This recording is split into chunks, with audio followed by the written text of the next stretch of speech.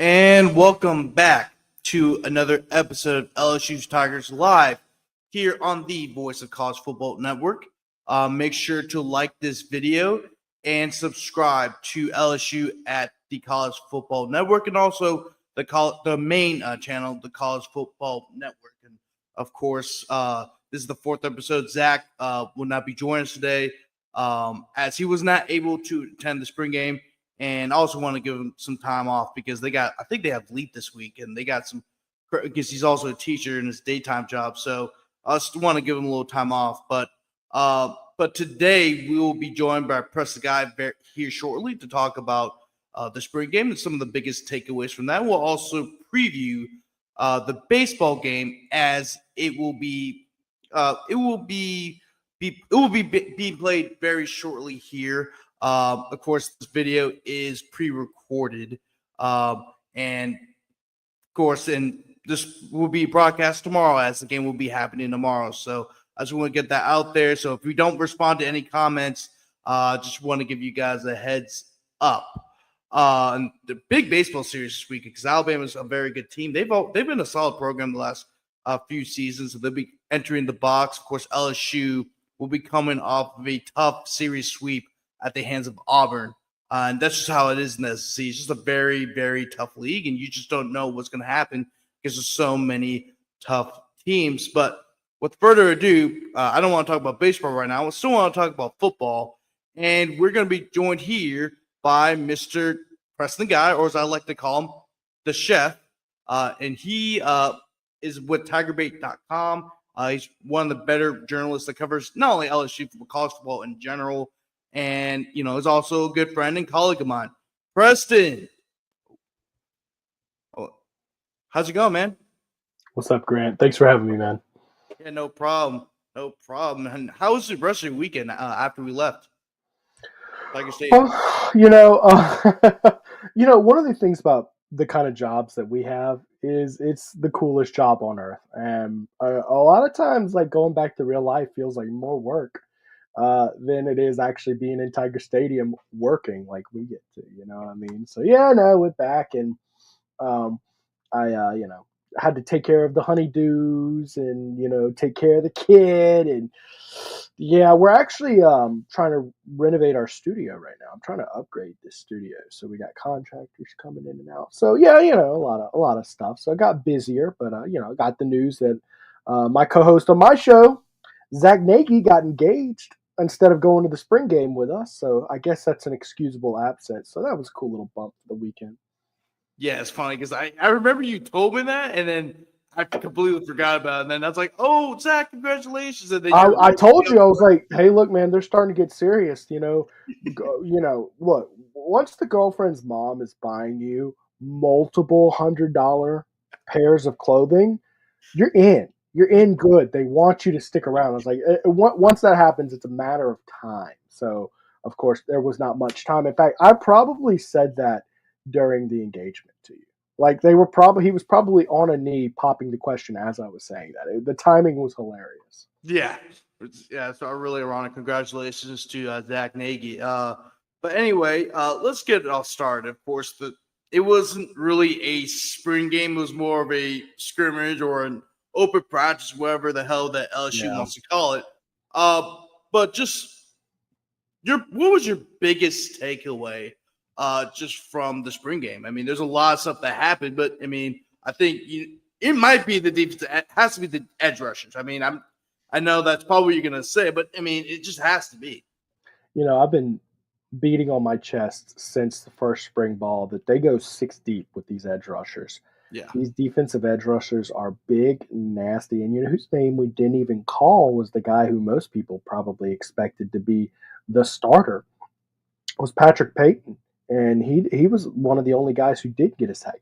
Gabriel Relaford, Jack Pyburn, all these guys looked really, really good. Now, let's preface this and say this could be, and this is one of the things I hate about the spring game practice in its current format the way it is, well, that could just mean your tackles are crap. And that's very possible for LSU. I mean, LSU is essentially breaking in 4 new offensive linemen, possibly 5 new faces at new spots if DJ Chester scoots over. And for spring football, they didn't go with any of these hot name transfer portal guys or any of the 5-star offensive linemen that they brought in. They went with the familiar faces, which I think was a bit shocking for a lot of people, particularly in the interior offensive line, where the one guy who's returning from last year's all O line really was disappointing at center last year in his first year, and that's DJ Chester. So I would say this, and these go hand in hand, of course, because if the defensive ends are racking up 6 or 7 sacks in one day, it goes without saying that, well, the offensive line is a concern. So biggest takeaways I would say is offensive line is concerning, but the defensive ends are impressive. Now, that being said, you look at the defensive ends just in practice. I mean, you could tell looking at this, guys, that was a deep and physical room. So I'm leaning toward the offensive line is probably an average unit, and the edge rushers are an elite unit at this point. Yeah, and you also have to look at this aspect too. Is that most of the edge rushers, got Jabari Butler, Jack Piber, and Patrick Payne. Those guys have played 4 years of college football at least. Jabari Butler is about to play his 6th-year college football, and the first team stars at the both tackle spots are freshmen or sophomores. So it's not like there is an experience factor that, you have to look at. I mean, I think that's probably why they were so dominant on the edge. But then also, it's in my opinion, it's also just a spring game. We've seen something like, for example, Caleb Jackson looked like he was a world beater at running back during the spring and fall, and then just never really carried into the season. So I mean, at the same time, I look at this and I'm like, well, that's concerning, but also know, okay, It's just the spring game. How will they look against a team like Clemson? Yeah, and it feels like in recent years the spring game has been even less indicative of the quality of product you're going to get. And my theory behind that is that in this portal era, it's just very difficult to put these rosters together. Not to mention, there's a post-spring portal that just opened last night with wild moves like Nico. We'll pronounce his name Imaliva now, but these guys go into completely different teams, and your roster is literally incomplete in spring, and that used to not be the case. Usually, it's like your roster's good to go. You're waiting for the freshmen. You got 3 or 4 out of your 25 freshmen, but maybe they look great or cool, but for the most part, outside you got injured guys out, you got guys maybe grade issues working their way back into the roster, but you get to see the team, and I think that with all this portal jibber jabber going on, I mean, I think that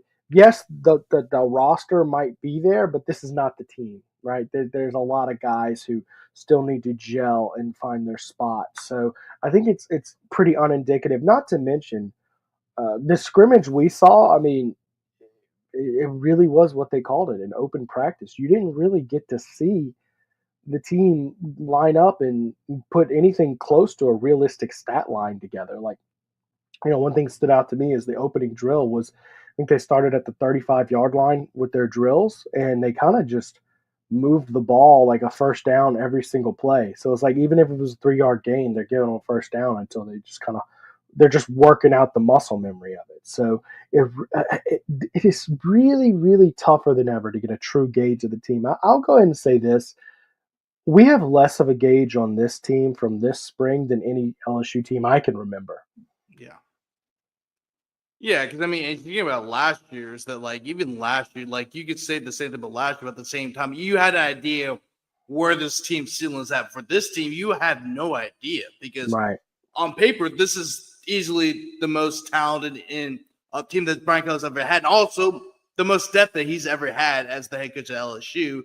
But we won't know anything really until they play Clemson. But even that Clemson game, we don't know how that team's going to look, because obviously it's a 12-game season, and then, of course, you got the SEC championship game if you make it, and also the playoff. And we saw that with Ohio State last year. Yeah, I mean, look, it's a non-conference game, and it's game 1, but I can't tell you how much pressure is on Brian Kelly to win that football game. The last time LSU won an opener, Joe Burrow was the quarterback in 2019. Brother, it's been a long time. If you weren't kids born that day are starting kindergarten. Like it's time to get an opener win, especially here in Louisiana where we go all summer after baseball. Basically, after baseball, there's a 100-day craze just thinking, obsessing about football and the emotional letdown of this city and state. When you're waiting all that time, you got a big opener, you're excited, and you lose. Man, I don't know how much more that these fans can take. You got to win this opener. It is as important as any opener I can remember. Yeah, I mean the last time the LSU won their opener was against Georgia Southern, and that was kind of like, Yeah, oh, we yeah. could throw the ball down the field, and then Hey, the that was a next game, cool one. oh, we could really throw the ball down the field. And of course, that was the famous game in Austin where Joe Burrow threw for nearly 400 yards, and the rest is history. But also I know you mentioned the opener. Also, yeah, LSU fans have been waiting for a season opening win. It's but like I said, it's been since 2019. I mean, the the streak started actually in the Orgeron era, where you lost against the Mississippi State team and Mhm. they broke the SC record. I honestly, the thing is, I remember telling my dad, it's like, Dad, if they're gonna lose that game. It's like, well, how do you think they're gonna lose that game? It's like, because they're going against Mike Leach for the first time. Like, no, like if you go against Mike Leach for the first time, you're already at a disadvantage, especially with a team that was, lost a good bit of players from that 2019 squad. But yeah, like I mean, it is a game LSU can win, but Yeah. it's not a neutral site game, and I think that in the last few season openers have been neutral site games. USC was in Las Vegas. Then on top of that, Florida State, one game was in New Orleans, the other game was in Orlando. Orlando. Yeah. And this game, you're going to Clemson, South Carolina. I mean, Hey, that's the hot other take. depth Give out. me give me more of that, man. I mean, I the know, yeah, fact oh that yeah, college football home and homes disappeared maybe I guess I want to say 15 years ago, but probably means it was actually about 20 years ago this jazz all started. That's such a shame, man. I mean, and especially in college football where basically you get one good conference game outside of your non-conference game, I should say. That's such a bummer because you play 3 home games against Renowinds, and then your one game is going to be in the Cotton Bowl, really. So that means what basically never happens is Texas in the Pasadena or whatever, or for the Rose Bowl. You never see LSU go to the shoe for Ohio State. You never see games like, remember LSU and West Virginia, that series, yeah. and LSU, Virginia Tech. I mean, these home and home series are awesome. You just very rarely get to see these combinations on the field. And one of the cool things about conference realignment, at least, has been, well, at least we get to see some new cool things like Oregon going to Ohio State now, and LSU will get to go to Oklahoma for I would guess the first time ever.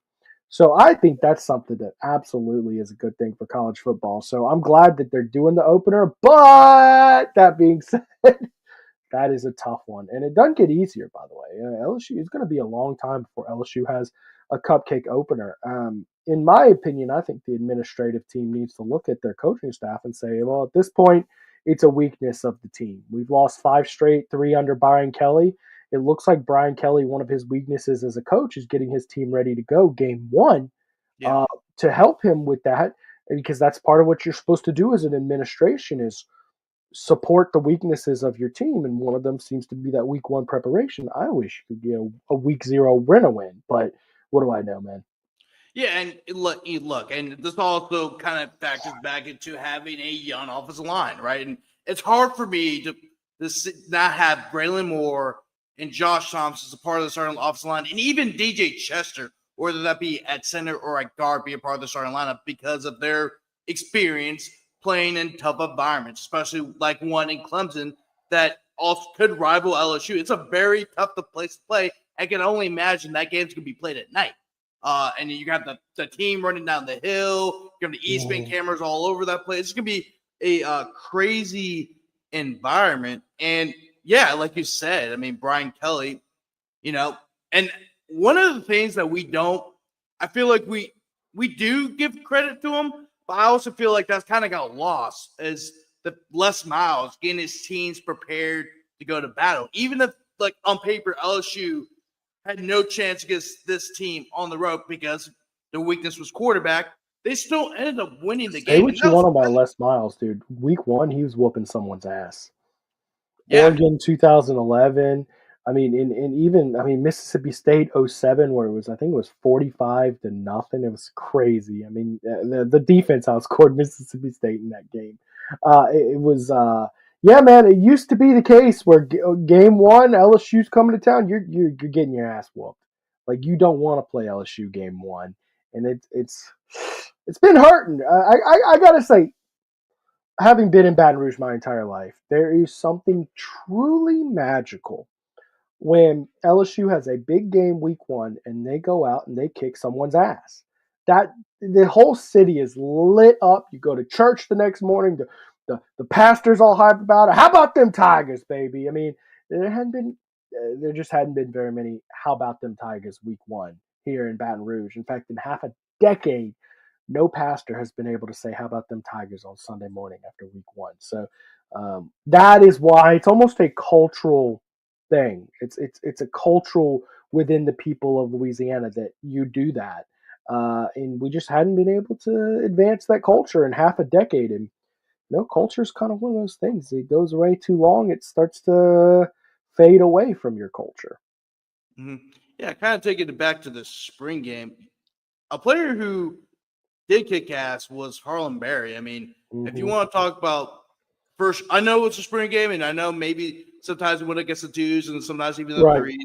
I mean, it was very encouraging to see Harlem Berry just not only get the playbook down, but just see Harlem Berry be Harlem Berry. He had 5 rushes for Right. like 53 yards. He had 2 catches for 22 yards. That's with the scrimmage stats combined that we put together and that was really Yeah. everyone. We had to get our own stats, but Harlem Berry looked the part. I mean, I know it's only the spring game, but I like what I saw out of Harlem Berry. You need to see that because you're kind of unsure about what the running back room is supposed to Yeah. look like week 1. Here's the thing, man. Everybody likes to overreact over what happens in the spring, but at the same time, it's what you have to go on these guys. Let's put it like this: what should you be more excited about with Harlem Berry? His reps in the spring game against LSU and his first live action under the lights in front of fans, right? Or what he did against 2A football in New Orleans?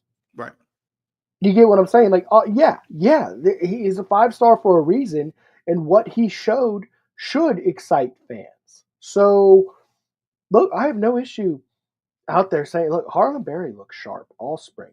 He looks quick, nimble. His hands are awesome. He caught a ball one-handed over the shoulder that Michael Van Buren he sailed it, and Yeah. Harlem Berry was able to hold that in, and that was good. Yeah, Harlem Berry will play this fall, Oh and yeah. even Brian Kelly confirmed that. And running back is kind of one of those spots where I care less about who the starter is versus who's going to play, because in this day and age, I mean, you're going to play at least 2 guys. 2 guys getting 10 carries, that's easy to do. Absolutely, that's easy to do. Now, whether or not they're able to make something more of that or get some separation, we'll see. What situations are they going to use them in? Uh, I, my argument would be that in third down passing situations, it should be Harlem Berry out there because of his hands. Now, I don't know how he is as a pass blocker. Probably needs some time to develop in that category. But that being said, he's just a true dynamic weapon. He glides. He probably doesn't have the top end speed that Caden Durham has, but I think he's a better accelerator. I think Oh yeah. he hits the hole. He gets to top speed a little faster than what Caden Durham is, but Caden Durham likely has more of that once he gets there. But Caden Durham's also more muscly, so I think the Caden Durham and Harlem Berry 1-2 punch. I really like that. And Caleb Jackson is currently your number 2 back. But and look, by the way, in the tackle drills, Caleb Jackson looked awesome. But until Caleb Jackson shows it to me in live reps, I'm just going to assume that it's more of the same from last year. I want to see him. Caleb Jackson, if he could run through a tackle and fall forward, would be a substantially better back. The problem was last year he had no room to run, and every time he got hit at the line of scrimmage, he would take a seat. You can't do that when you're a big, bowling 220-pound back. He might have dropped a little bit of weight, but he hasn't slimmed down entirely yet. Hopefully, he can slim down and get back to more of a speedy back and less of this bulking bruiser, because clearly that's what he's better at. Yeah, definitely. And also Holland Berry, I saw him play, of course, saw him play in high school. And I know it's against, 1A, 2A competition, but Mm-hmm. the games I did see, like the games I did see him was against Riverside, which is one of the better 1A schools. You generally have players that probably have, I'm not saying the same talent as Harlem Berry, but it's I mean, better look, competition. And Riverside's a solid school. I mean, yeah, oh yeah, it's solid competition, but like at the same time, it's not like he's rolling out against Edna Carr. You know yeah, what I yeah, mean? yeah, I know.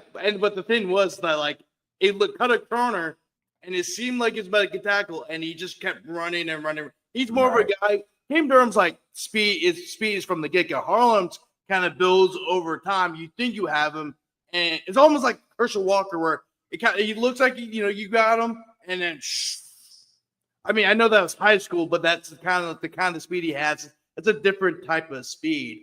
Yeah. But you brought up Michael Van Buren. He also looked pretty good as well. In the spring That game, he had some good throws for sure. I mean, he had some ones where like Yeah. he missed Yeah. it, but it's still encouraging because last year when Garrett Nussmeier, when you had Garrett Nussmeier and then AJ Swan, that's why I felt like Garrett just felt like, okay, I can't run because if I run, I could get hurt. Then AJ Swan has to go in, and we Yeah. all saw what happened when that did actually happen against Oklahoma. Like, oh, we need to get Garrett back there as soon as possible. But Michael Van Buren, the fact that he has played a whole season of college football as a true freshman, he kind of got thrown out there because of some injuries. But he still looked decent. And also you have the dual threat ability as well. And the reason I bring up the dual threat ability is because you also have a guy like Juwan Johnson, who you saw a lot during the spring scrimmage. You have him in red zone doing wildcat packages and out on the goal line. And really, the whole goal line thing was what the LSU did was very encouraging because you got to see Joe Sloan really get into his bag of tricks. And of course, Brian Kelly mentioned in the press conference that that's why they didn't want anything broadcasted because they have a bag of tricks. But Juwan Johnson, I mean, just what kind of impact can he have just in Yeah. the red zone, especially considering LSU's red zone woes last year? I mean, it was bad. Look, I don't want to get carried away, but I do think Juwan Johnson has earned some short yardage packages.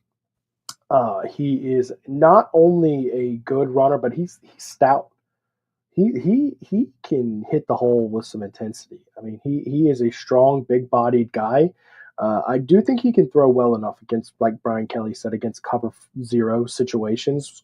I don't necessarily trust him running the offense for a full 80 yards, but in goal line short yardage situations, I would love to see it. LSU ranked 94th in the country last year in red zone scoring touchdown percentage.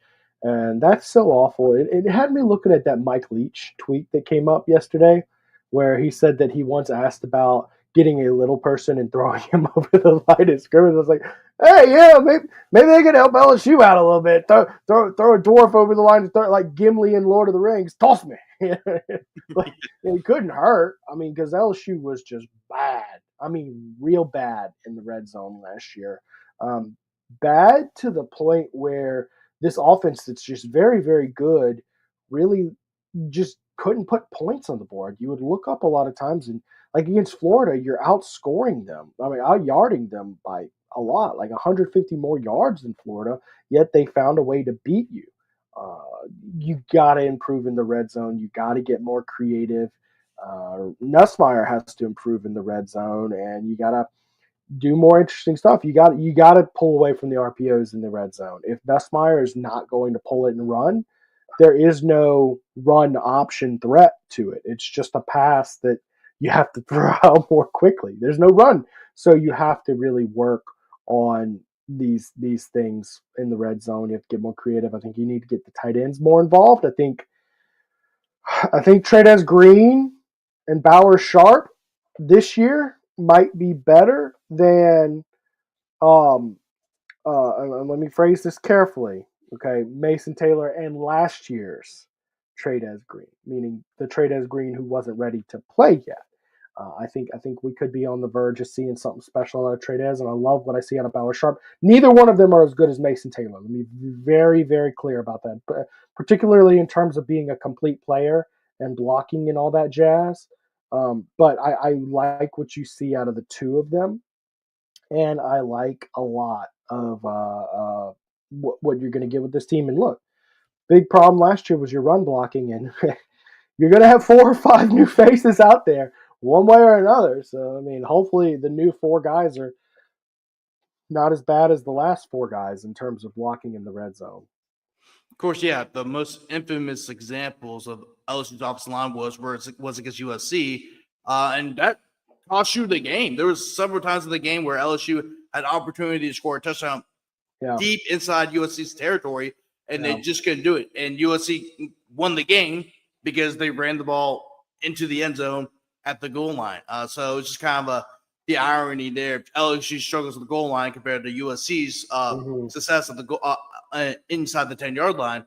But another thing, and this has kind of been a reoccurring theme throughout the spring, and really has kind of gotten underlooked, has been I really think the safeties have improved. I know it's just the spring, and of course, a lot of stuff has to happen. Of course, we still, we're about 8 months or less than 8 months away from LSU season officially kicking off. But I really like what I've been seeing from not only Tamarcus Cooley, but the rest of the Javion Toviana, of course, but the rest of the underclassmen stepping up, like Joel Rogers was stepping up. And of course, Deshaun Spears has been improved as well. But I think that was been encouraging. The most encouraging thing about the safeties, you desperately need those underclassmen to step up. Yeah, and again, it's one of those positions where you look at what you got out of safety last year. It was basically as bad as you could possibly get. Just objectively speaking, I know the defense was greatly improved last year, and there was a lot of spots where they looked a lot better, but your safety was not one of them. So you got to get more out of that. You got to get caught up to at least average SEC play at safety. You're going to get some help, back there. Can Jordan Gilbert improve? He was not very good last year, but we'll see. Hey, you know who else was unsung? Taviano in the spring game. Now, not in coverage, but in run support and tackling, he was all over the field. Yeah. So between him, Joel Rogers, and maybe even Quad Wilson gets involved. Tamarcus Cool. Yeah, was it Austin Osbury? Austin Osbury. Yeah, really good. The LSU administrative sons on the team, the Wilson and the Osburys. Hopefully you get something out of them. I don't know if any of the safeties are bringing in from the freshman class. Look at, Jacob Bradford, Jim Coyley, Jace Thomas. I don't know if any of those guys are going to be quite ready to play SEC ball, particularly without having a spring under their belt. But I think with the guys we're talking about, you're in okay spot.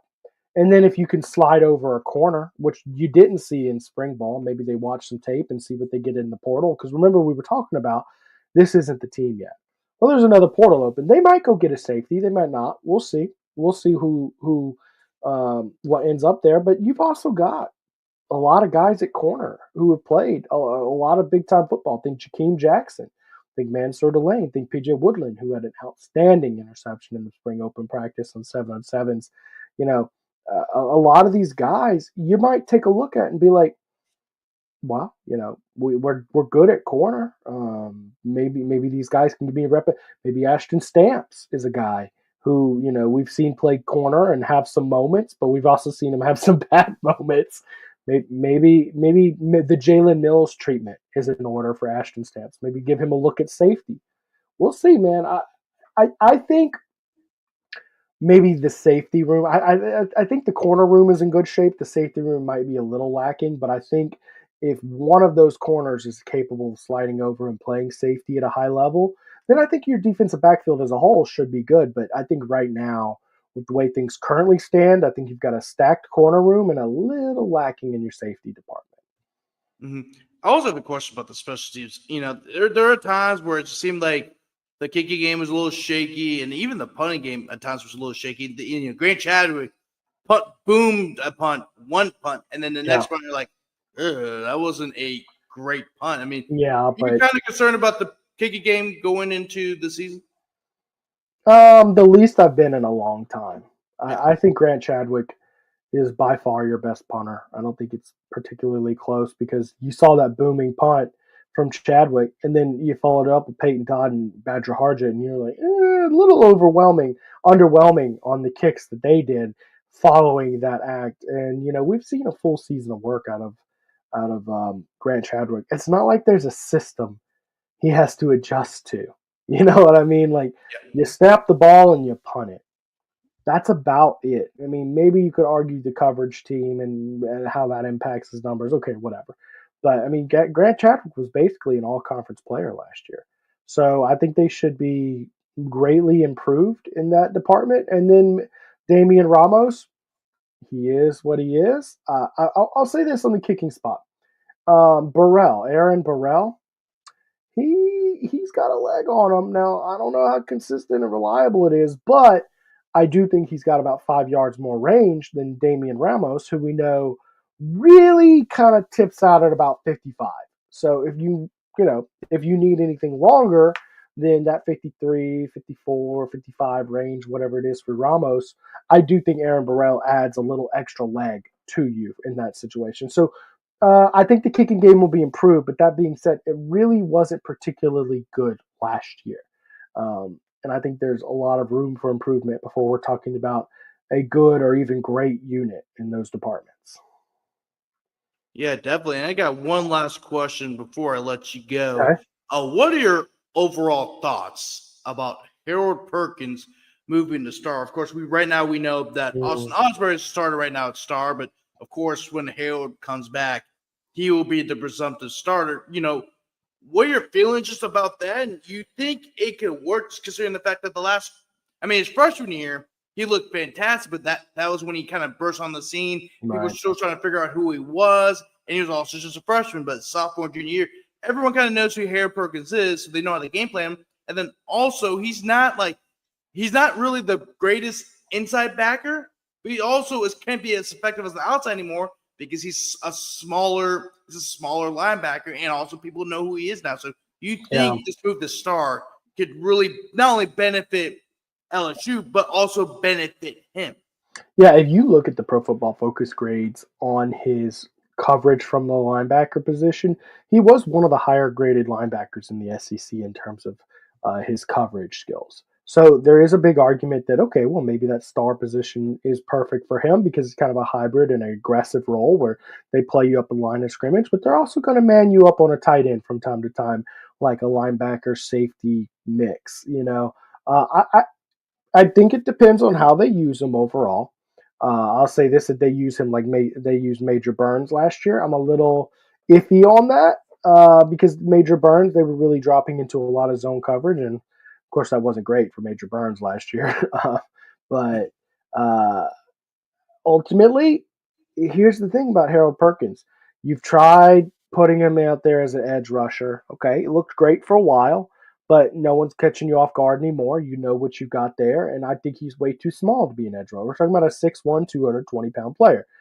Linebacker, you've put him there, and particularly in the middle, wasn't great. So then they switched him back to outside linebacker last year, and it still was kind of quiet. In fact, you could argue that the linebacker play improved after his injury, which is never a great spot to be evaluating. So my ultimate take here is that Harold Perkins, I think none of us are ready to just give up and say he's not a talented player.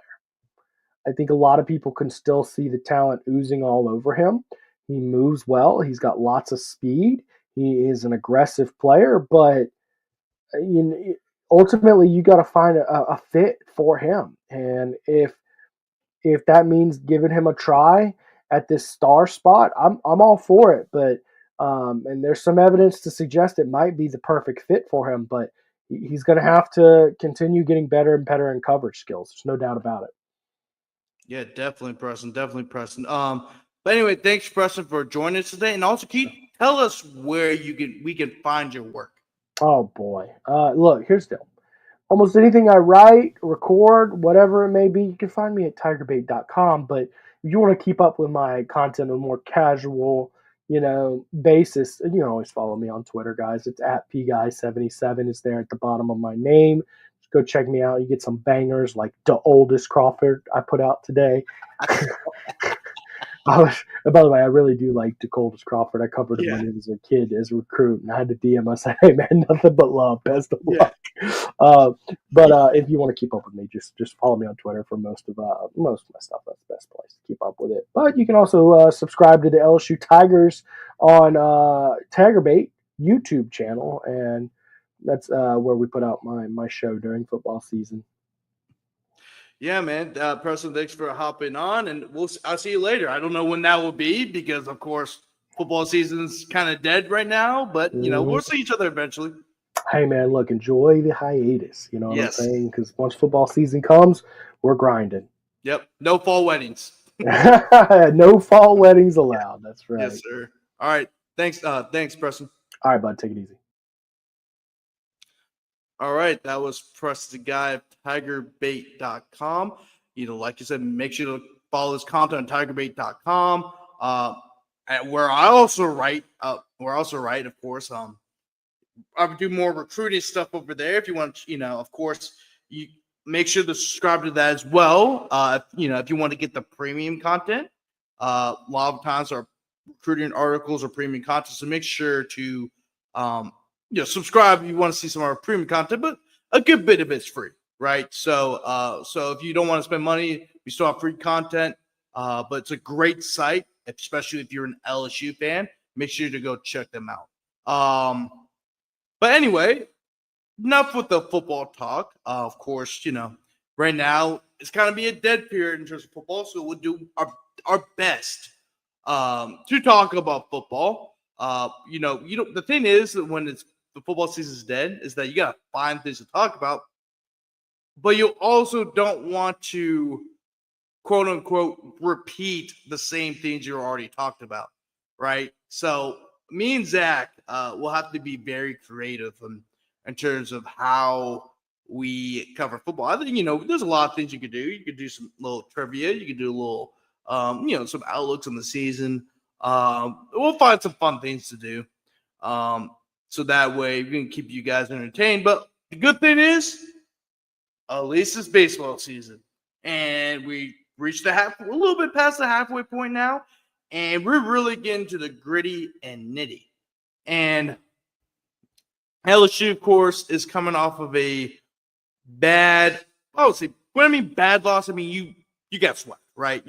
Look, all the games are close. It wasn't like LSU, laid in it, quote unquote, because Auburn's a very good team, and of course, playing that park is always tough to play in that park. It just is, and especially Auburn under Butch Thompson is a great program. So you're gonna have those duds every once in a while. And the biggest reason was because LSU was hitting the ball effectively.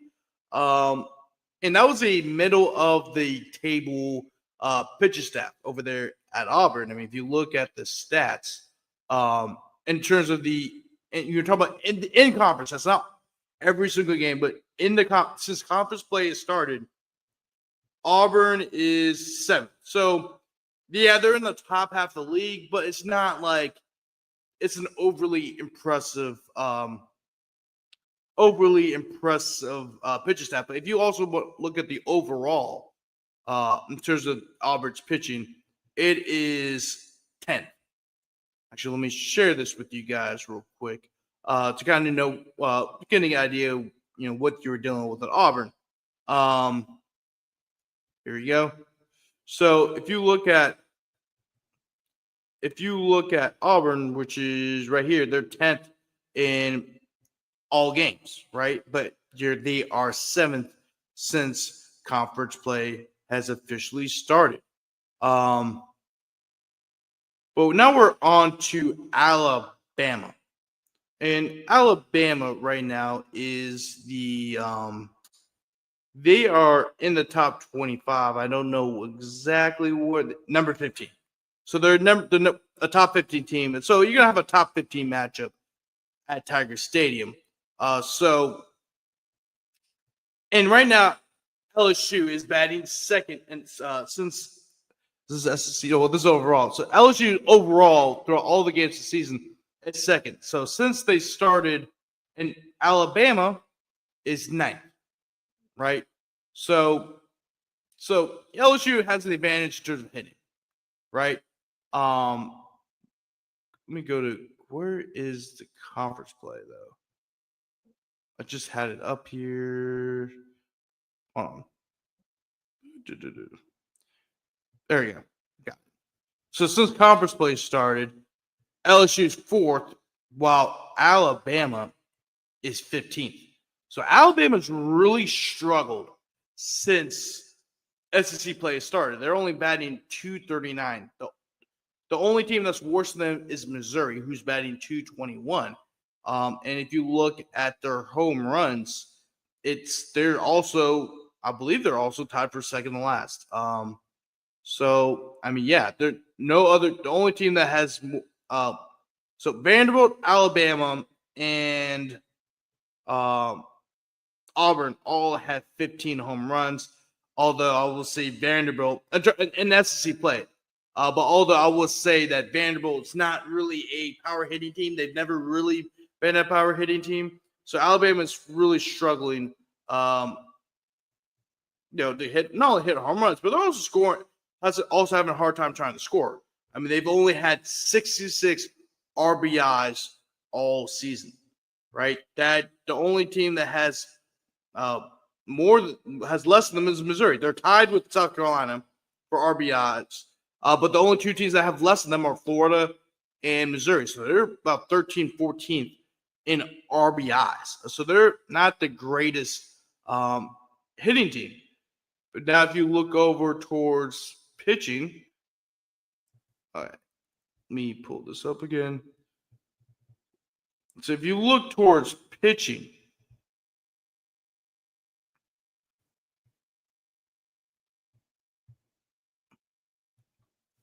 LSU has they should have the major advantage in this series. LSU's third in pitching. They have a 4.29 ERA. And their opposing batting average is 246. So they're doing a very good job of limiting bats. And that's saying a lot because if you look at their schedule, I mean, they played Texas, they have played Auburn, they have played Oklahoma and Mississippi State. So they've looked very impressive. I know they've had their offensive struggles, especially you saw that last weekend, but they're still a solid pitching staff. Like you have Anthony Ianson and Cade Anderson been great for you all year. Now you probably need to find that third pitcher. Do they still pitch Chase Shores this weekend?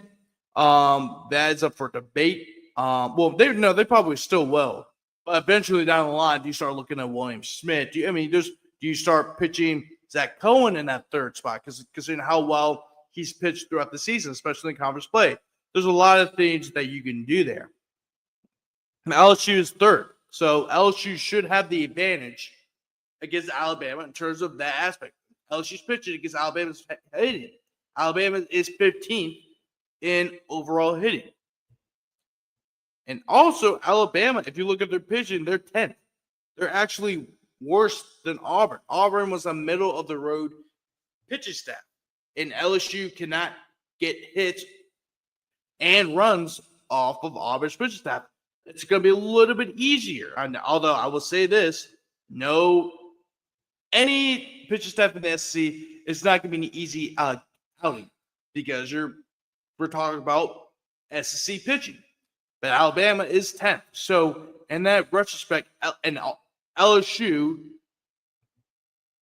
the advantage would lie towards LSU. They really do. So LSU should be able to get the dub. However, I will preface this. LSU has to find the confidence to hit the ball again, right? It doesn't matter how good of a batting lineup you have. Last weekend was a very down weekend for LSU. So will that lack of confidence at the plate carry over into this weekend at the box? I have no clue. that's up to them. And also, baseball is a game of probability. So I think LSU could shake it off, especially against an Alabama pitching staff that is one of the weaker ones of the SEC. It's about confidence, and if they can regain the confidence that they've had throughout the season, I think they'd be able to win the series. But again, anything can happen in the sport of baseball. We all know that. We're all LSU fans. We've seen a lot of crazy stuff happen at the box, at Hoover, at Omaha, at College Station. It doesn't matter. It's college baseball. Chaos will ensue. But let's look at a little bit at Alabama's. Who to watch out for in terms of Alabama. Share the screen real quick. So Alabama, I mean, of course, you got to talk about Cade Snell. Cade Snell is their leading hitter in terms of batting average, a 365 batting average. He also has 50 hits, 8 doubles, 5 home runs, and 28 RBIs. He also does a very good job of getting on base, 448. In terms of guys who have played at least, 20 games. He's the leader. So he is the leader in not only batting average, but getting on base. So he does a very good job of getting on base. And if you look, and then Justin LeBron, also have to mention him. He's the leader in OPS, batting 333 from the plate. He also leads the team in hits with 51. He also has 12 doubles, a triple, and 15 home runs, which is also a team high. He has a slugging percentage of .719 and has a on-base percentage of .429. He also is a very effective guy when it comes to base running. He's 9 for 10 in terms of stolen base attempts. So he's an excellent base runner. Richie Bonamolo Jr. That's really Italian. 331 batting average, 43 hits, 13 doubles, which is a team high, 2 triples, and 4 home runs. He also has 30 RBIs, and he also leads the team in stolen bases with 12. So a lot of effective hitters. Of course, you got to mention Will Hodo and Jason Torres. Some decent hitters on Alabama's team. Although, like I said, like we kind of gone over this, they've struggled since SEC play has began at the plate. And if you look at their pitching, Zane Adams, one of the starters, 6.18. It has a 6.18 ERA. Actually, let me pull up Bill's because he sent a. I wonder if he has a starting lineup. Let me check this out.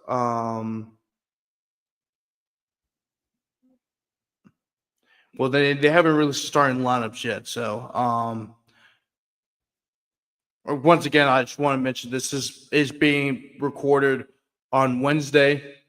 So, and they might have something up because this is the day before the game. Let me see. They should have something because they might have announced. Oh, here we go. Here we go. So Tyler Fay will be starting the game game 1. Zane Adams will be starting. He'll be game 3, but we'll get to him in a second.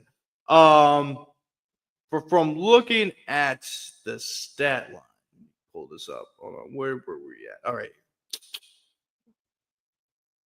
So Tyler Fay, 4.98 ERA. He has a WHIP of 4.43. He has made 13 appearances on the year and only 1 start. So this will be only his second start of the season. And through 21.2 innings pitched, he's allowed 25 hits. 25 hits. He's allowed 14 runs, all earned. Has had 6 walks and 15 strikeouts. So right here, Tyler Fay. So that should benefit LSU greatly, right? We're talking about a guy who has not really. Oh, he's pitched. He's been, like I say, he's pitched 13. He's pitched in 13 games, but this is only his second start. So that should be fairly favorable to LSU. Another guy's right-hander, Riley Quick. Riley Quick might be, actually, he is Alabama's best starter. The redshirt sophomore has a 5-1 record. It's a 3.13 ERA. He has pitched in 31.2 innings, and he has 31 strikeouts. So he's a fairly effective pitcher, at least one strikeout, an inning. So fairly effective starter. But I'll also preface this: he also had 26 hits. So there's also allowed 26 hits. So yes, I mean, yeah, he's very effective. I mean, batters have a 230. Opposing batters have a 232 batting average against him. And also want to mention this too: Tyler Fay, a 281 batting average, opposing batting average. So LSU should take game one based off of that if they could get the bat swinging. But Riley Quick, like I said, 232 opposing batting average. So he's arguably Alabama's most effective pitcher in the starting lineup. Zane Adams will be starting game 3.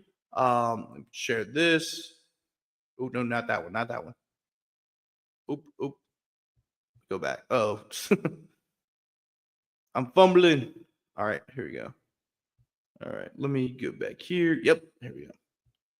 So, yeah, so Zane Adams. Actually, here we go. Zane Adams, 4-2 record. So he has a decent record, but he also has a 6.18 ERA. He has pitched in 39.1 innings. However, he has allowed 49 hits. He's had 10 more hits than innings pitched. And then on top of that, he only has 38 strikeouts. So he can strike people out, but it's hit or miss, literally. 49. He's allowed 49 hits, 10 more hits than runs. He's also walked 14 batters. So LSU should be able to take game 1. They should, and I feel like game 2 will probably be a toss-up because Anthony Ianson and Riley Quick are both effective pitchers. You should take game 3 based off who's pitching on the mound, but can Shea Shores get it done on the mound? And also, can LSU swing and hit the ball? They have to. I mean, last week was pitiful for LSU, and I know they're one of the better teams in the SEC in terms of hitting. That game really, they were a top 2. They were top 2. They were the second best team in terms of hitting, but because of the terrible weekend they had, they got bumped all the way back to 4th. So you definitely need to get the bats swinging, and you need to make contact with the ball. Preferably not a fly out, because there was a lot of them last week. But this is also, I want to preface this too, this should be Chase Shores. Make it a break game, right? Because there's a lot of great pitchers on this staff. And I know the coaching staff likes Chase Shores. And Chase Shores, has been a fairly serviceable pitcher for LSU. But I'm wondering, maybe he's probably better coming out of the bullpen, right? We saw that his freshman year. He was in the starting lineup at the beginning of the year, but then he lost a spot in the starting rotation. But once he got in the bullpen, he really started to find his groove. He was actually one of the better arms out of the bullpen for LSU during that season, which was the 2023 national championship team. So, once again, this would be Chase Shores make it or break it game. It has to be for him. just because of his struggles. I mean, I don't think he's been done terrible. I don't think he's been terrible, but he has been a little bit underwhelming. Some other guys you didn't watch out for in terms of the bullpen. The bullpen, of course, Colson Buchanan. He's appeared 13 times. He has a 2.60 ERA, and he's pitched in 17 innings. So he's a fairly used pitcher, right? JT Blackwood, of course, you have to mention him. He's started in 6 games, appeared in 12, started 6. You could see him coming out of the bullpen because like I said, he's been one of the starting pitchers for them for the most part this season. So he could pitch long stretches during the games. So I mention him to come out of the bullpen. You also have to mention